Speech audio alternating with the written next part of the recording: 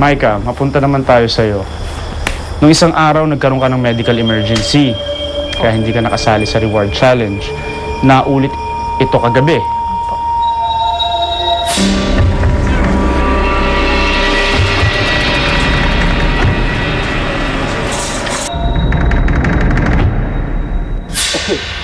Kaya mo pa ba lumaban dito? Tatagal pa po. Kasi kumbaga parang parang pinangarap ko talaga. Before kasi pinanonood ko tong Survivor na to. Tapos yung second season na to napanood ko talaga start tsaka sa last talagang sinubaybayan ko to. Tapos kumbaga parang hindi ko naman sukat akalain na dumating yung time na nakasali din ako dito sa Survivor na to. Kaya masasabi kong sa Survivor pa rin ako. Survivor pa rin ako. Tingin mo ba yung pagkawala mo ng 2 araw ay makakaapekto sa boto ng iyong mga katribo ngayong gabi? Ayun ko po sa kanila, kung sa tingin nila makakaapekto po yun sa pagkawala ko ng 2 days sa kanila. Sila po ang magdi-decide nun eh, hindi naman po ako eh. Okay. Pag-usapan natin ang immunity challenge. Sa tingin nyo ba tamang desisyon ang ginawa ninyo na si Nanay Elma ang sinalang ninyo doon sa endurance test? Yeah. Apo. Bowie? Walang duda. Dahil sa aming lahat, siya talaga ay Olympian, gold medalist. Malakas ang mga binti. Kayang-kaya niya talaga to. Kami lang ay nagpakahirap lang dahil sa nakuha naming weight. Nanay Elma, maamin mo ba o masasabi mo ba na si Akihiro at si Jan ay mas matibay kaysa sa'yo?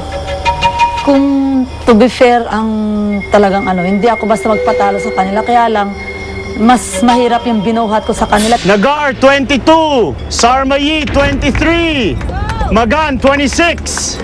Pero ang fighting spirit ko nandoon pa eh. Hanggat maaari hindi ako bibigat. Best lang yan.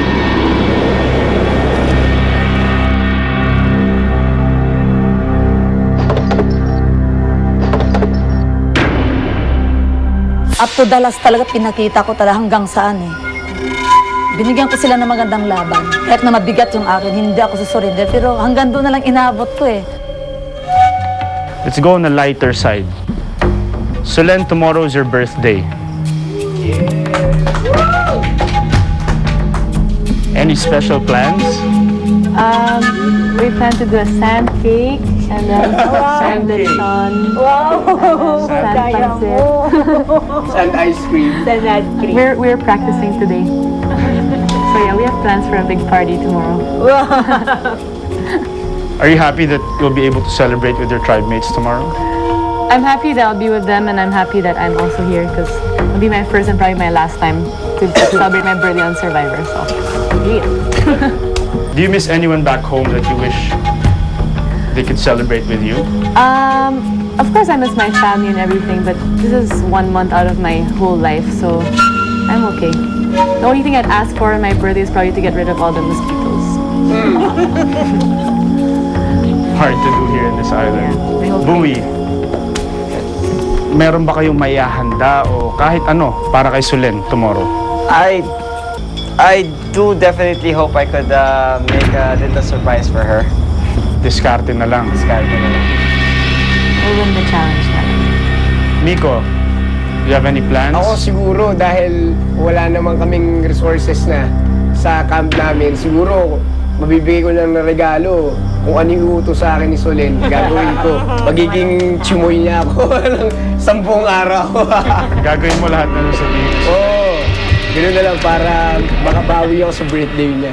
How do you take that, Solen? That you can tell Miko what to do and he'll do it for you. I'll try tomorrow to see if he really does it. But You're gonna test him tomorrow. O, humanda ka na, Miko. Oo nga. Bukas. Okay lang yan. Birthday girl eh. 5 na lang kayo ngayon. Tingin nyo ba naka-apekto ang pagkawala ni Doc Ferd sa grupo ninyo? Bowie? Siyempre, kahit sinong tribo, mabawasan ng katribo, maapektuhan. Pag nung after the tribal council dito, talagang tahimik kami.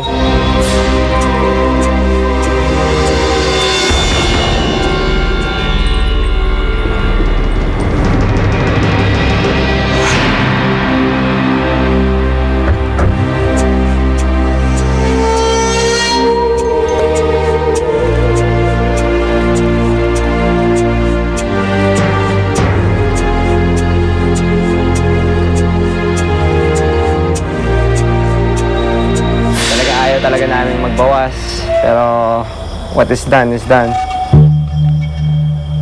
Tingin nyo ba kung nandito siya, siya ang lumaban doon sa immunity challenge? O si Nanay Elma pa rin ang ilalaban ninyo?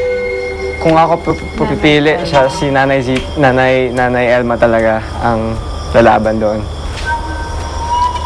Miko, tingin mo, naka-apekto ba ang pagkawala ni Doc Ferds dito? Anong klaseng epekto ang pagkawala ni Doc Ferds sa tribo ninyo?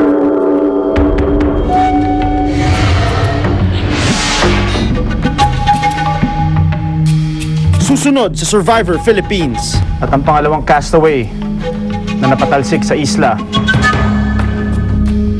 I see.